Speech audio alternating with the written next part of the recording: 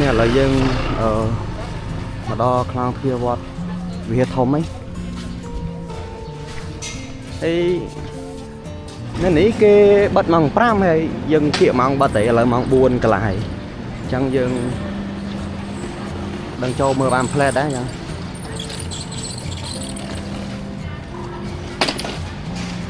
mình ní cái thơ ấy tham tiếc thơ bỏ phu phu mình thế thì mau mảnh cứ tóm cái hàng to đấy cứ dân nhà phu phu lụt tầng pơi nữa thế còn ao dân nhà bán hay là này miền bán mau này cứ mau đi nhập ôn đây là lấy mà đâu chắc là lấy cho tụi mình non ngọt nè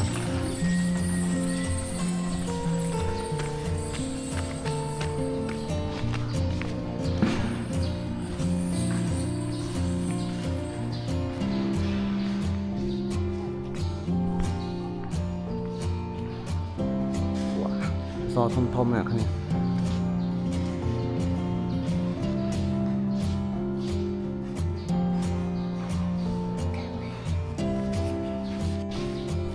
này là không là lợi dân mảnh thọ đa ta tắm nó là lợi xua bông bông mấy cái tha dân ai cho tam đi bán chẳng dân cho tôi mơ đó hay tôi tập hiệp cũng nóng là dân đa tơ một chúng không anh ấy mình snow này thô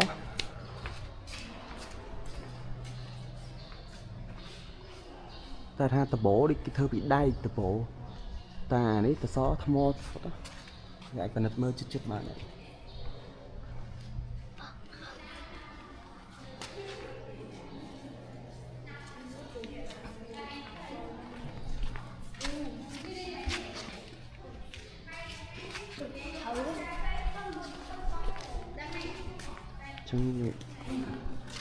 chân từ khăn xong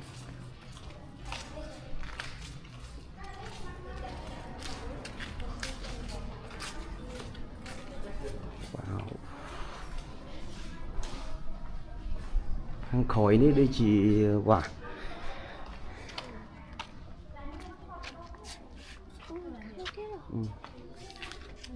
chân khăn khỏi cái miếng play rồi nhập đa lấy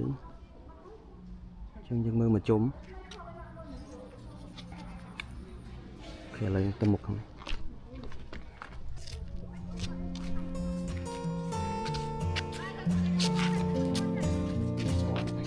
cái này bị nhập ồn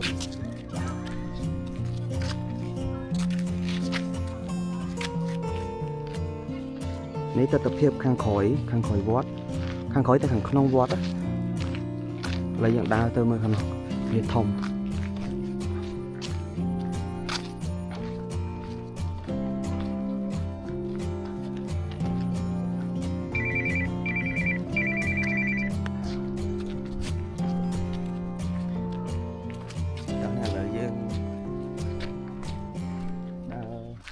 chung quanh và here tích tết làm bay dân mơ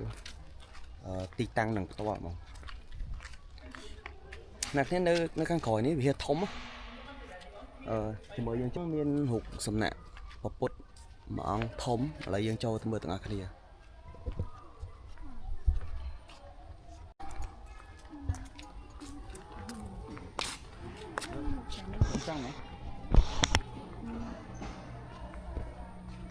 mình ổn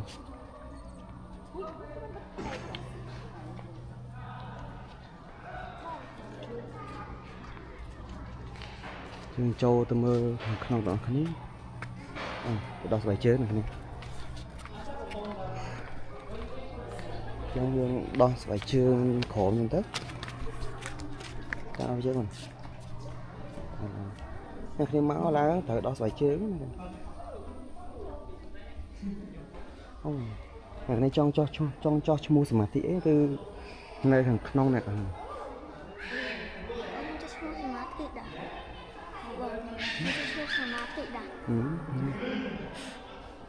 nơi không tập chuyện đây nè tụ từ bộ đáy có tập chuyện đây sao thăm mò làm thùng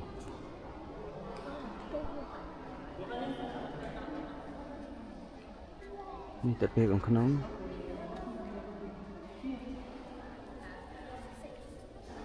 មើលមិនជុំអានេះខ្ញុំថតមិនជុំ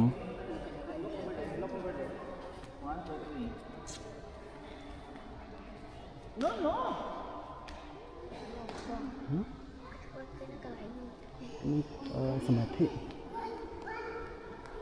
អញ្ចឹងយើងដើរចូលក្នុងតិចមកហើយយើងទៅមើលនៅខាងក្រោយមួយទៀតតើដឹងថាមានអីខ្លះទេនៅនេះគេបិទម៉ោង5អញ្ចឹងយើងដើររៀងប្រញាប់បន្តិចដើម្បីឲ្យតន់ម៉ោងខ្លាចអត់តន់ម៉ោង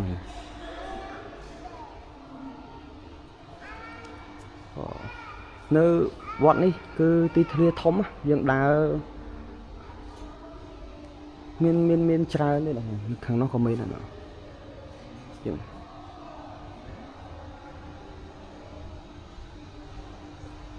អានេះយើងអត់តន់ថតទេដូចជាយើងអូនេះផ្ទះបាយហ្នឹងយើងអត់ចូលទៅក្នុងទេសារផ្ទះបាយទេ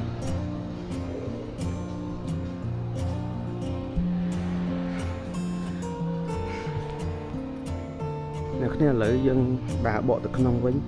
សារនេះយើងមកខាងក្រោយហើយដូចជាអត់មានថតទេសារតែសិតតែថ្មដែលគេរៀបចំធ្វើបន្ថែមទៀតអញ្ចឹងយើងទៅក្នុងវិញអញ្ចឹងឥឡូវយើងមកយកជើងយើងវិញ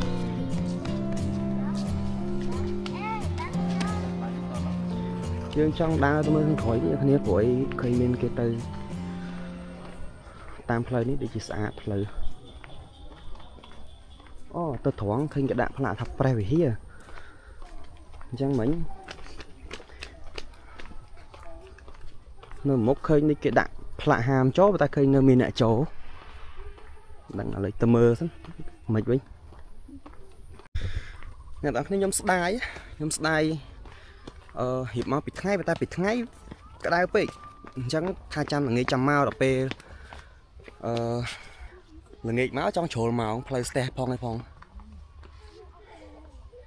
អញ្ចឹងឥឡូវយើងនិយាយទៅមានពេលតែកន្លះម៉ោងឯងនៅដើរនៅក្នុងវត្តនេះណាអញ្ចឹងឥឡូវនេះអត់តន់ហ៊ានញងចូលឃើញគេដាក់ផ្លាកប៉ុន្តែ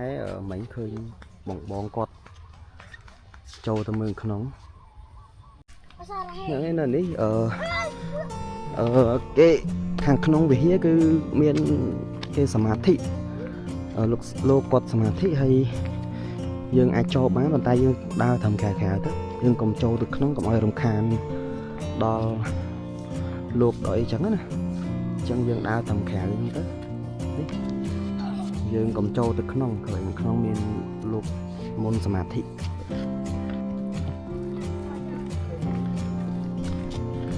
ចឹងឥឡូវយើងដើរពតតាមនេះវិញយើងអត់ទៅត្រង់ទេឃើញយើងដើរពតតាមនេះមក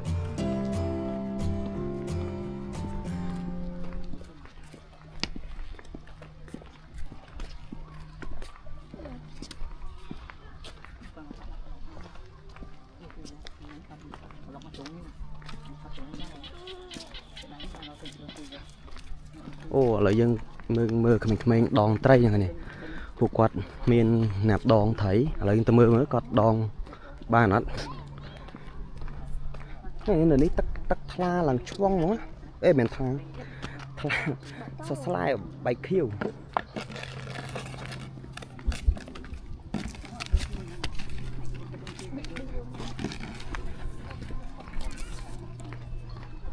ចឹងទៅមើលឃើញគាត់ដងត្រីដងអីគេអូនដងស្លែស្មានដងត្រីអត់មានត្រីទេយ៉ាង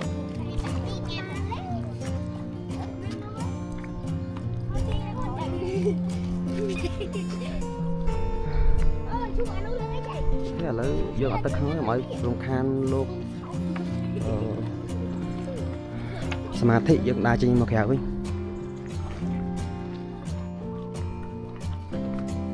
ហ្នឹងហើយអ្នកនរគ្នានៅនេះសម្រាប់ជប់សិនសម្រាប់ទីតាំងគឺនៅខាងជើងវត្តក្រាំងធ្នង់នៅក្នុងខណ្ឌពោធិ៍សែនជ័យ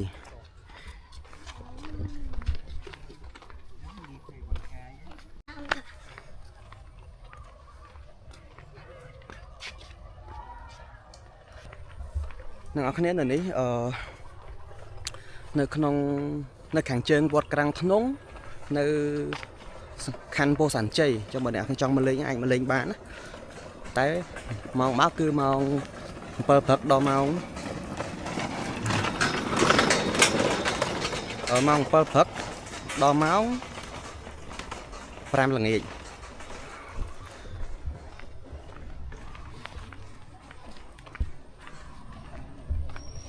អ្នកទាំងនេះអាចចង់មកលេងអាចមកលេងបានណាប៉ុន្តែសម្រាប់ទីតាំងគឺបើកចាប់ពីម៉ោង7ព្រឹកទៅដល់ម៉ោង5ល្ងាចអញ្ចឹងប្រយ័ត្នម៉ោងល្ងាចពេកវត្តបិទហ្នឹងតោះមកណាទៅវិញឥឡូវយើងចេញទៅវិញហើយអ្នកគ្នា